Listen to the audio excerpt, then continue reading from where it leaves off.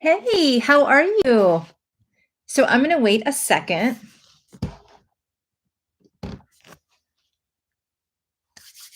have my coffee, wait till someone pops on.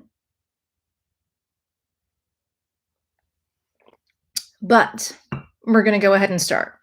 That's how this is going to go. So I have a lot that I want to cover today. And hey, who's here? I don't know. I can't tell unless you write something. And I hope you do. So I have a lot that I want to cover right now. And I think it's important for us to honor forgiveness. And I don't mean just forgiveness in the way of biblical, religious forgiveness or spiritual. Like you hear a lot about forgiveness in any realm that is self-improvement or spiritual. Churches, yoga studios, it's just everywhere. But people throw the word forgiveness around the way they throw the word love around.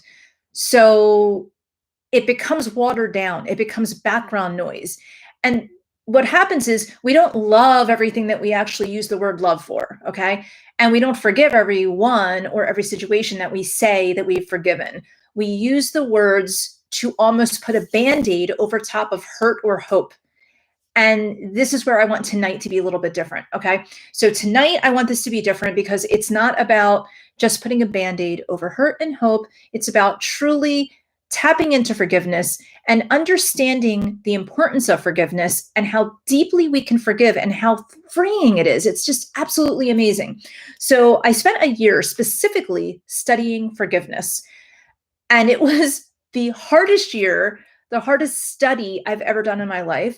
And I want to impart a little bit of that tonight with you. So some of the things that we're going to work on are how are we going to forgive? What types of areas do we want to forgive? What areas do we need to forgive first?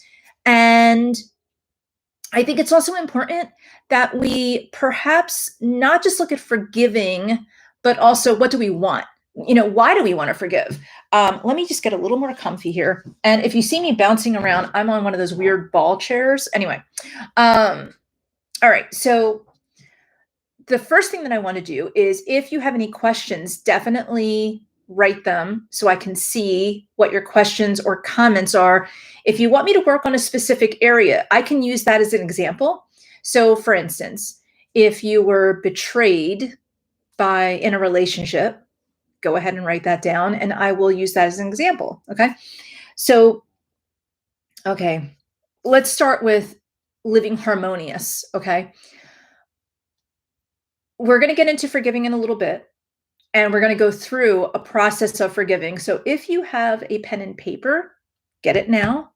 Take notes on your phone, whatever you need to do, because you're going to want to either come back to this or write this process down. It's very powerful. I love it.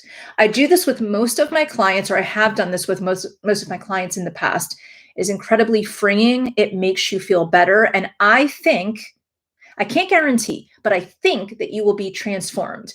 I know I am transformed every time I do it. And the first time I did it, especially, was the most powerful time.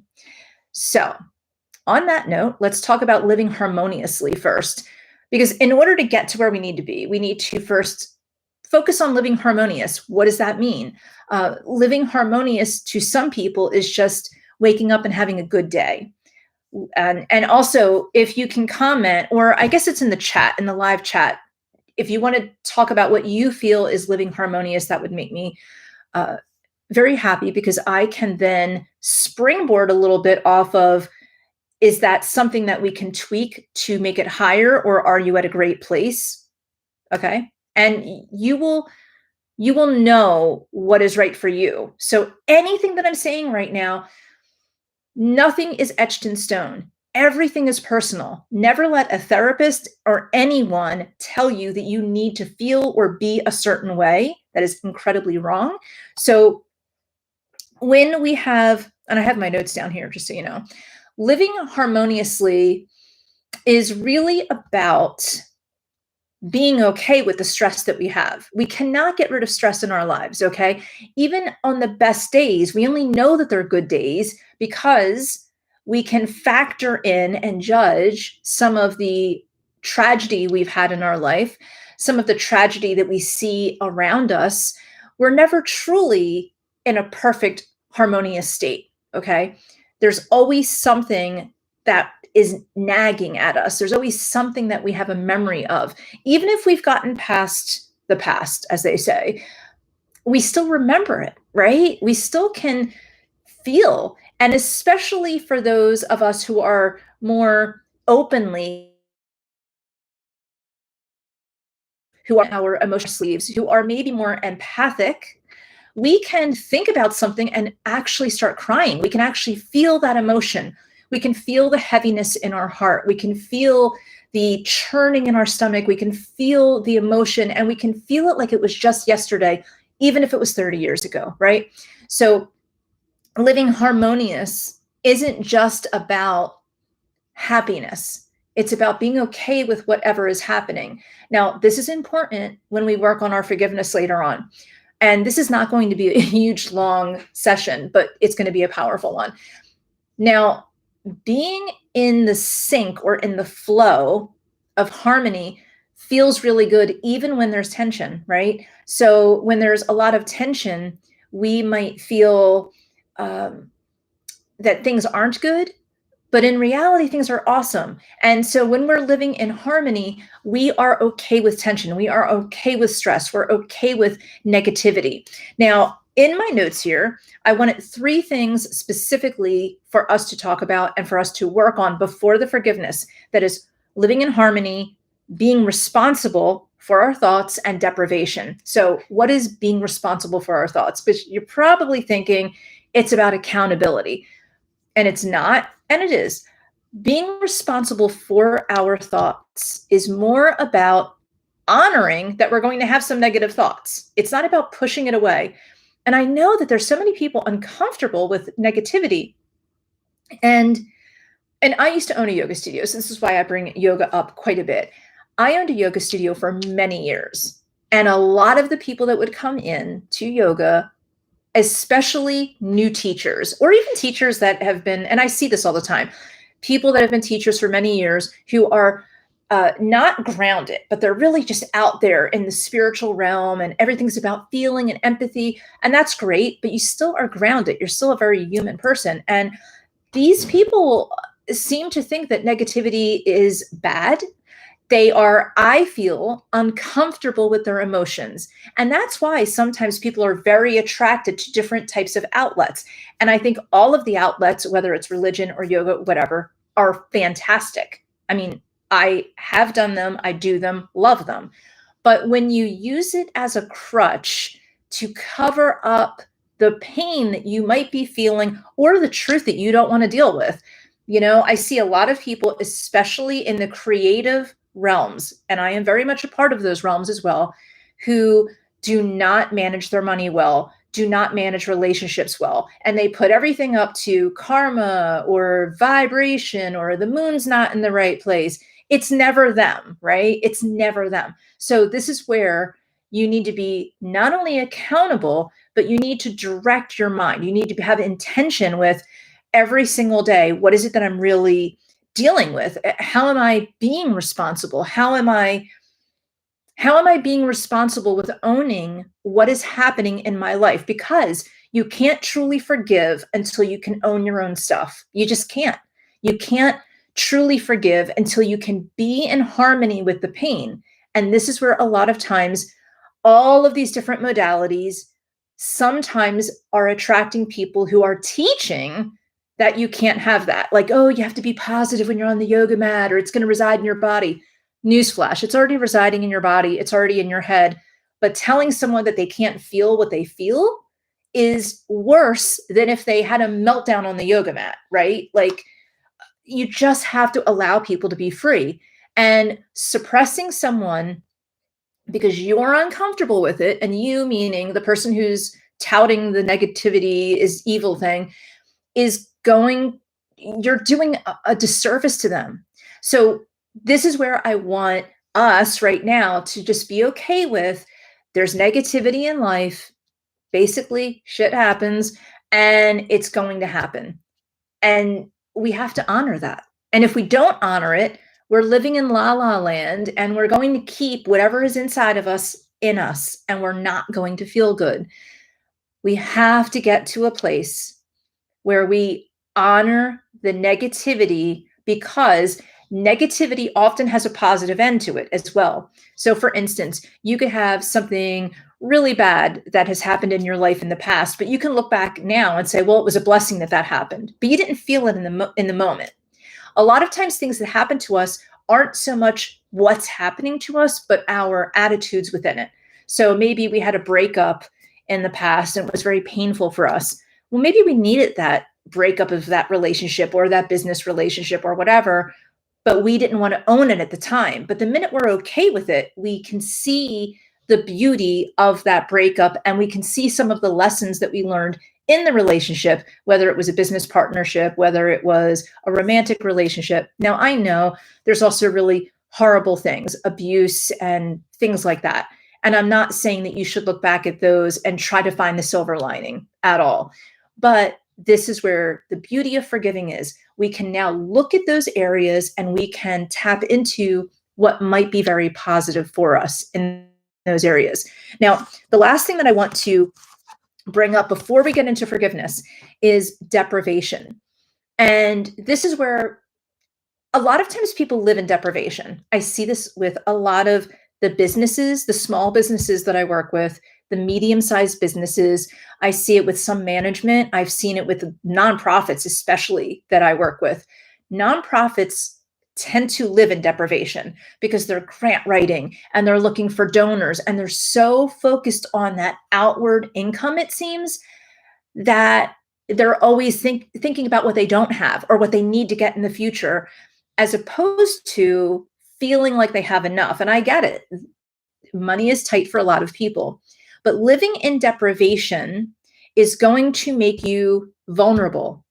And living in deprivation, and when I say vulnerable, you will be vulnerable in romance, you will be vulnerable in your health and your wellness, you will be vulnerable fiscally. So if you're living, I'm going to give you a quick example, and you can write one if you want.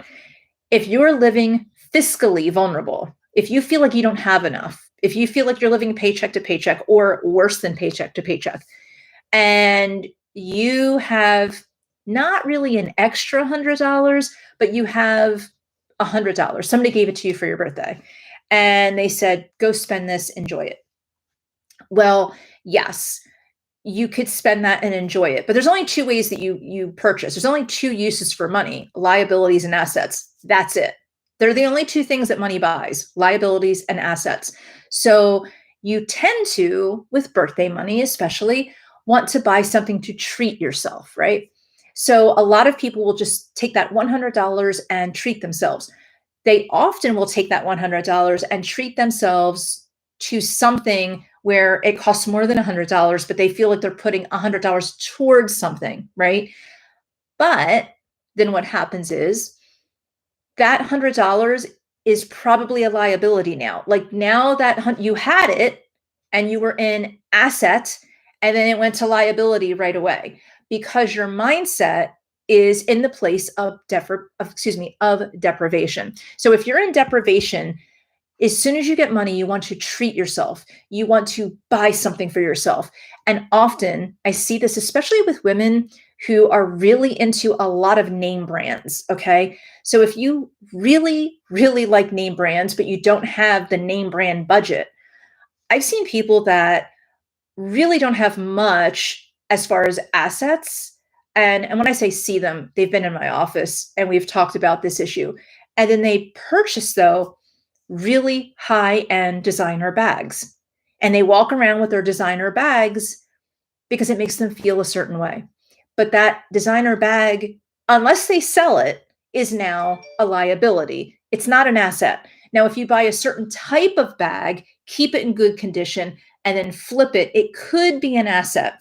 But most women are not buying their purses to flip them and sell them. Most women are purchasing because they really want something. Now, why does this matter? And why am I rambling about purses? Because, oh my gosh, my phone. I am so sorry. Let me just get rid of my phone right now. Hold on. Most people when they're purchasing, are buying based upon deprivation. Now I'm going to go into a different area. Let's talk about relationships. If you're in a rocky relationship, and who hasn't been, right? Especially if you've been in one with me.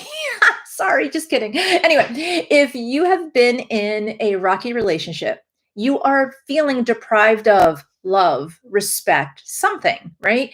You're feeling like you're not getting your needs met, whatever that might be. And it might be across the board.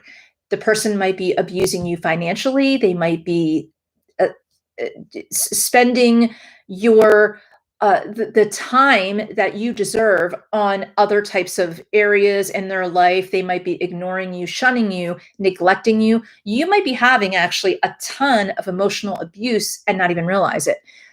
So you're living in deprivation. What does that make you do? It makes you crave love. And then now you're in a space where you're going to accept almost any attention from that person. So they might ignore you for a couple of weeks and then shower you with some kind of guilt, or they're smoothing things over. Maybe they're even trying, and they really want to feel connected with you, right? Well, then what happens is you're going to settle for less.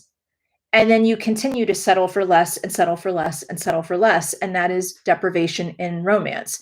If you are dieting all of the time and you're trying to lose weight, you're constantly thinking about what you wish you could be eating or the amount that you could be eating, and you're living in deprivation instead of having a ton of healthy foods and vegetables, fruits and vegetables and healthy different types of foods, and eating a lot of that, or having, really taking pride in creating delicious um, waters that have cucumber and lemon. Like, you don't see that as living luxuriously. You see it as deprivation, that you can't have the cheap processed food, maybe. So this is what I mean by living in deprivation. Now, as you can see, if you're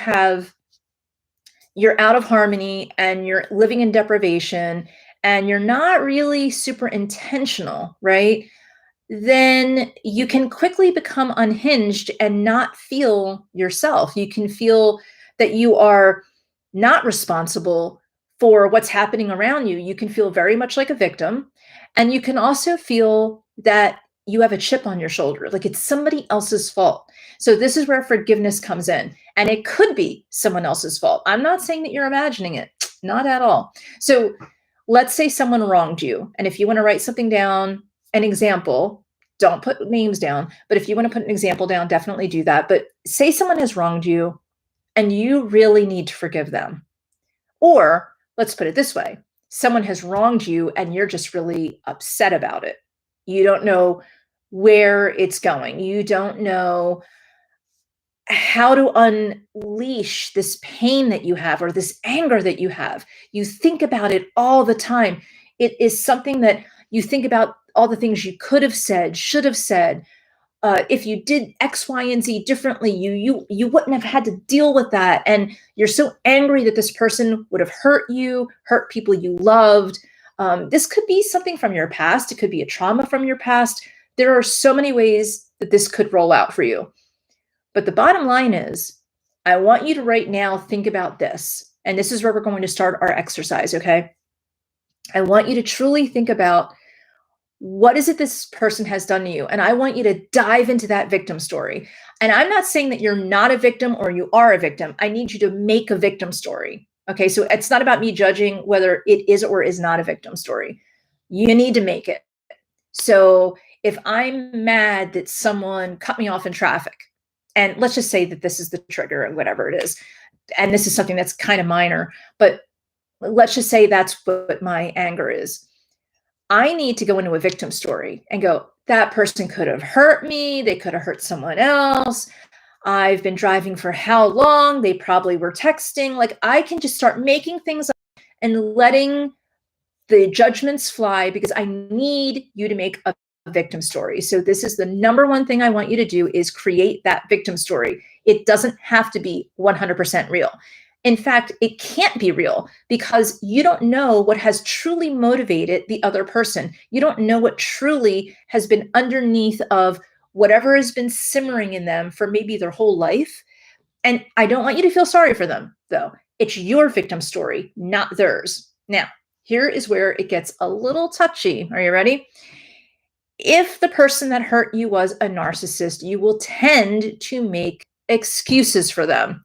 Don't make excuses for the narcissist. I say this all of the time. Do not do that. You will be so tempted to make excuses for them. Do not make excuses for them. Okay. So when you come back to this, because it's not going to be something you can do like in this short time, I'm going to tell you how to do it, but you won't be able to truly get there. I need you to write down the victim story. If you have trouble with it, just email me. My email is somewhere in the description. So write your victim story, but I need you to make sure it's about you. Okay. Now, after you have your victim story, I then need you to go into now this is a whole nother maybe sheet of paper. I need you to write, what does it make you feel like? Like what do those triggers make you feel like? So if I'm talking about someone cutting me off in traffic, I felt like my life passed before my eyes. I would maybe feel like that I was out of control, like you were taking control away from me. If you hit my car, I would have lost control of my car. So go into all of the different feelings. You know, if it was somebody betraying you, there's a ton of really horrible feelings that might be triggered. If someone that you couldn't maybe trust people, maybe you've lost trust in yourself, maybe you believed them.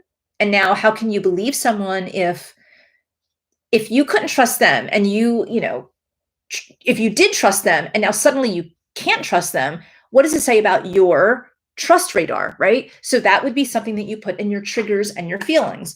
There's so many different dynamics that go with whatever particular issue that you want to address right now, but that's what I want you to do. So the first thing is the victim story. And then the next thing is feel the feelings. It doesn't matter if they're valid. It doesn't matter. I don't want you to have this idea that you have to be together for it. Like, I need you to fall apart here. You need to get real. You need to get very raw with yourself. Let your truth surface, even if you don't know if you're being dramatic or not. Let it go. Get all of the judgments that you put on yourself, and you need to get rid of them. Those judgments do not serve you. So now I want you to, after you have that written down, okay, so just make a note of it or email me. Again, maybe I'll put it in the description. I'll update the description. So after you do that, you're going to then work on, you've got your triggers, basically your feelings, you feel the feelings. I want you to think about, when are the other times in your life where you felt this way? And I don't want them to necessarily connect. So if I bring it up again, I'm not going to bring up every single time someone cut me off in traffic, okay? I'm going to bring up, when is the last time that I felt out of control? Well, I remember feeling out of control when, and this is true, when I was a child and I had to bring mail from kindergarten to another room outside, and it was windy and the mail blew all over the place and I felt really out of control. And another time I felt out of control is when I first had a child. So I felt out of control in that beginning stages, like I didn't know how to be a mom. So I need you to think about and write down 3 to 5 times in your life where whatever that trigger is, the feelings are for you. When have they been in your life before? Okay. When has this become, like, the feeling, not the situation, the feeling, when has the feeling become a pattern for you? And patterns are a big deal. So I want you to start paying attention to the feeling that you had. How many times has that surfaced for you? Okay. So if you're just taking quick notes right now, you're going to have your basic situation, then you're going to have the triggers and the feelings, and then you're going to have, when have these feelings surfaced for you in the past? And again, 3 to 5 of them I need, okay? The next level is going to be not so much feeling the feelings, but honoring the feelings. And this sounds crazy because you're not going to want to honor these feelings because these feelings don't feel good. So you're not going to want to bring harmony and peace to them because you don't want them. I need you to welcome these feelings like you're welcoming your best friend or a lost loved one into your home and heart. How have these feelings shaped your life in a positive way? So if a feeling of being out of control might have, for me, shaped me in being more organized, let's say that. So that's something that came of that. So I need you to, in this section, I want you to take the 3 to 5 areas that have been patterns, and I want you to look for how did it change you in a positive way, okay? And it doesn't mean specifically those, but like what has that given you?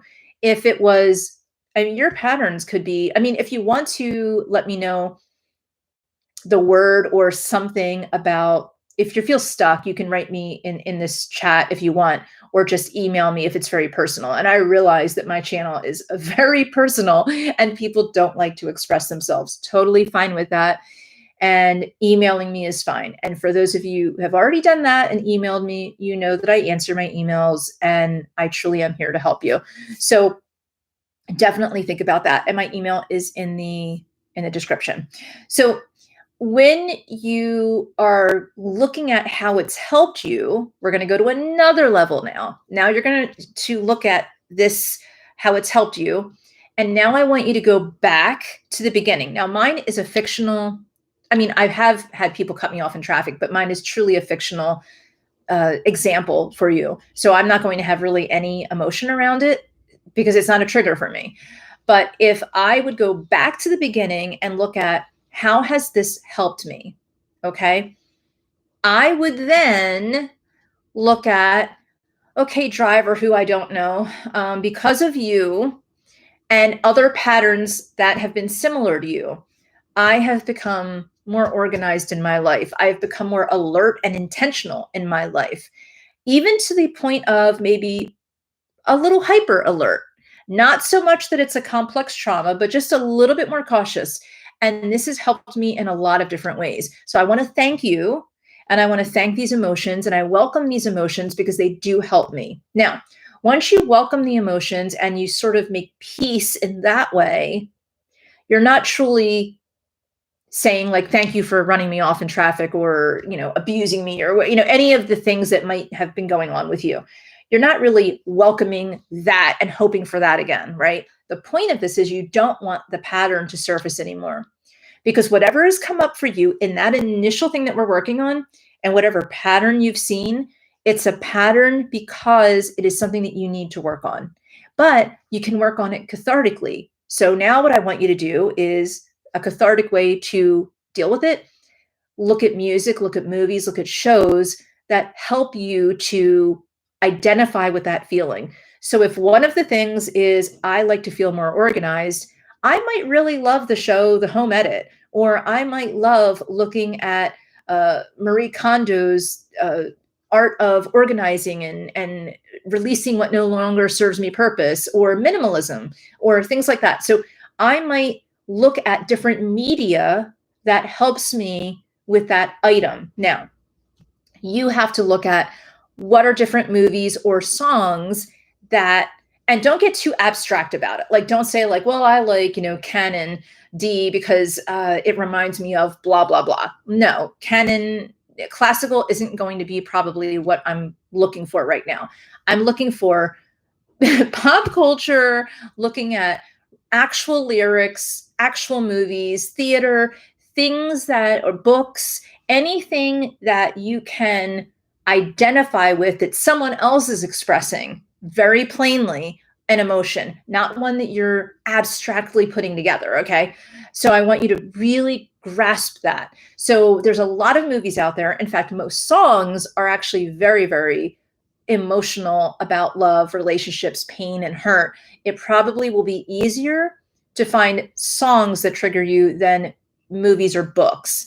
One book that a lot of women like, especially, is any of like the Jane Eyre, just any of those types of books that are kind of like the older romance, because the older romance books are all about women being allowed to be feminine and women and being looked at as attractive but very respected, and men being very respectful in the course of literature written by women. So a lot of that really women identify with. So maybe some of those things, if you're a female watching, that might be something to look at.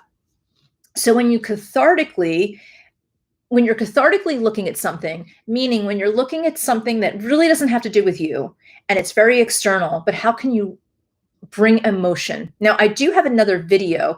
I'm not ending this right now, but I do have a video if you want to understand that a little bit better. It is my Breakfast at Tiffany's video, and it's sort of a case study, and that goes very clearly into more of feminism and how we looked at Holly Golightly as sort of a flake, but she wasn't really. And it goes into all of her different struggles and how she evolved.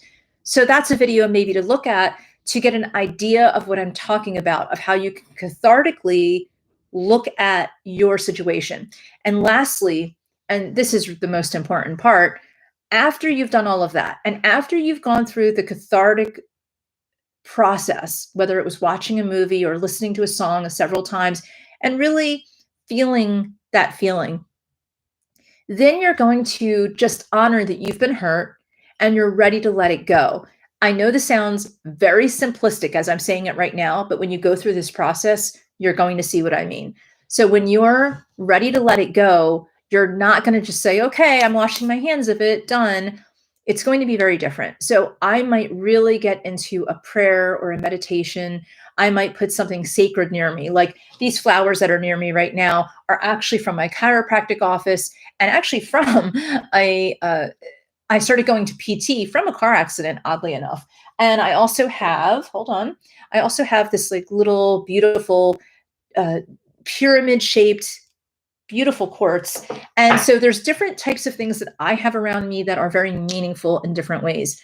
I want you to do the same thing. Just set up something near you that has very meaningful symbolism. And then I want you to maybe have something even that you can hold and just hold that item and just pray or meditate. Maybe it's a cross, maybe it's a Star of David, maybe it's a beautiful stone or just a river rock, whatever it is, a seashell. Maybe it's even a book that someone gave you or a handkerchief that was from a great grandfather, like whatever it is that you can physically hold, try to do that. If you don't have anything, do find time to go outside and pick something up that is nature focused. I don't care if it's a leaf from a tree in the city, like just find something that you can pick up. The reason for this is that when we hold something that has some kind of symbolism that we have designated as a symbol, and we pray and we meditate or whatever it is that you need to do, and we honor our emotions, we become so much more connected because now we're using something tactile, we're engaging different parts of the brain, we're really bringing things together more. I should also mention, good idea to have maybe a cup of tea or have aromatherapy going.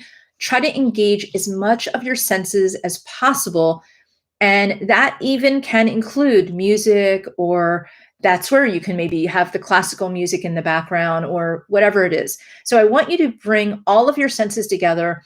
And I want you to just really focus on that you deserve to love the emotions that you are creating in your own body because you're the one creating them. Because let's just take the example of the person cutting me off, which is totally fictional.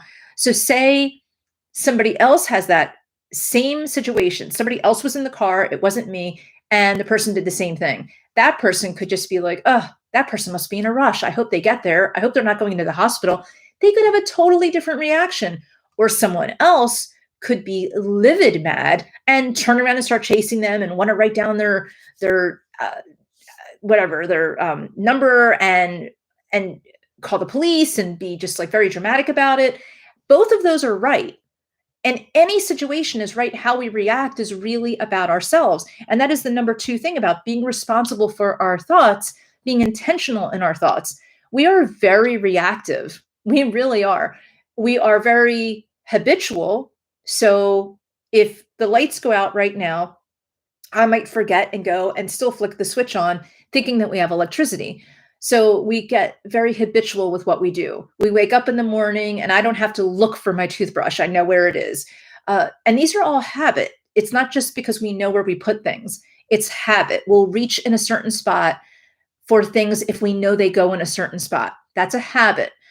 And so we live by a lot of organization. But we also live in a reactionary world where we respond to stimuli around us. So now what I want you to do is honor that you have that. Because if you're trying to be together all of the time and trying to push down your emotions, you're going to be really a mess.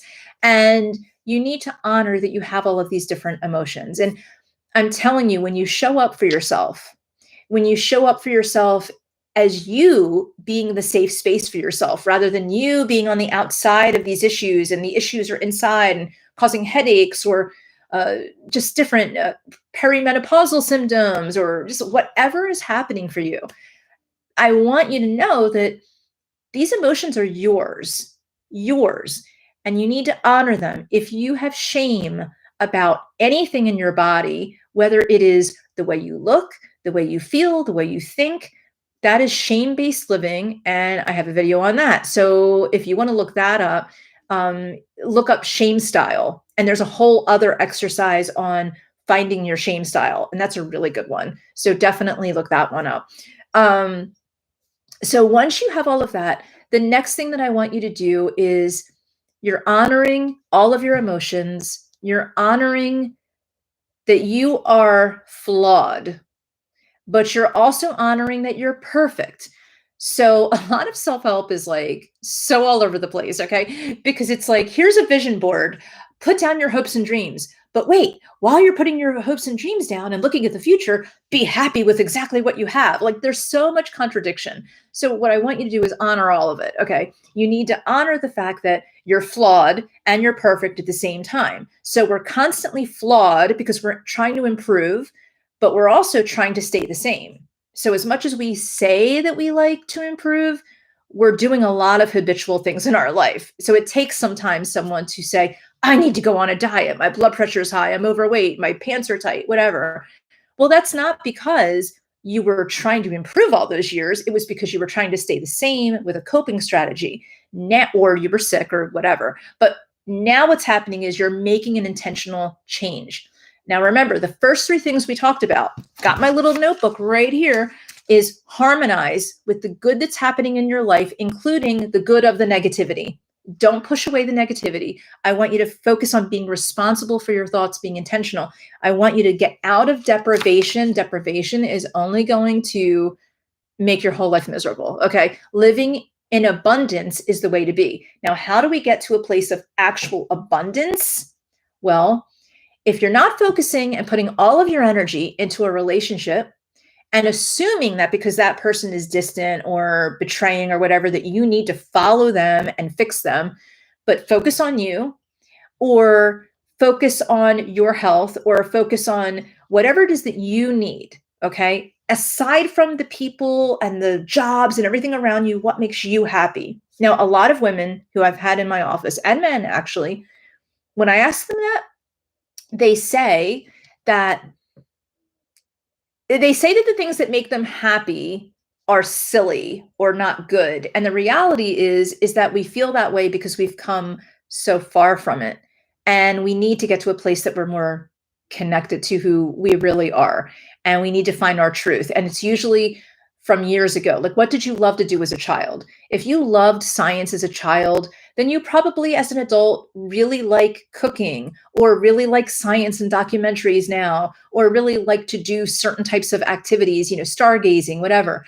But if you deny all of that, or if you're only cooking to feed other people, but not for the joy of cooking itself, you're going to be away from what your truth is. So tap into what your truth is. Now, once you do all of that, that's where you really start focusing on more deeper forgiving. But I want you to do this part first. And at this point, you can email me. And I think somewhere on my website, I have more of and I will put it there and I will put it in this. So come back here in like 3 hours and I will have a PDF for you and it will have a link to the PDF and it's completely free and you don't even have to sign up for it. And I'll have it I think I already have it in my blog, but I'm not sure. But if I do, it'll be here. So anyway, based on that, I'm going to close out a little bit tonight, but there's a lot more to forgiving, but this is the start of it. Trust me when I say, when you really start working on this and when you start really working on symbolism and cathartic healing, it is powerful, so powerful. And what we're going to do next is, I think what I'm going to do now, you have to be on my mailing list for this, because I think I'm going to make it more private for the people that are already in my community, and that's not a big deal. Just it's once a week. I give you just some inspiration or whatever, and not whatever. I give you inspiration tips. There's a lot of different things. That's why I said whatever. But I think I'm going to do some kind of a cathartic art activity, and so that will be something that even if you don't fancy yourself an artist, it'll be kind of fun, I think. But on that, I think I'm gonna go. I hope this has been okay for you, and I know it's been, like, a weird time of night, and I know that it's a very sensitive area that I'm bringing up, but I hope that this has helped you, and definitely feel free to email me. I definitely wanna hear from you, and it doesn't matter if you're looking at the live or the replay, I definitely wanna hear from you, and either write a comment or email me because I do care. I truly care about your feelings. I truly care about your healing. I feel like we're all interconnected, and I feel like the world needs us to be more interconnected and just healed, more healed. So, on that note, I'm going to get going. I hope you have a really good night, and that's it. All right, bye.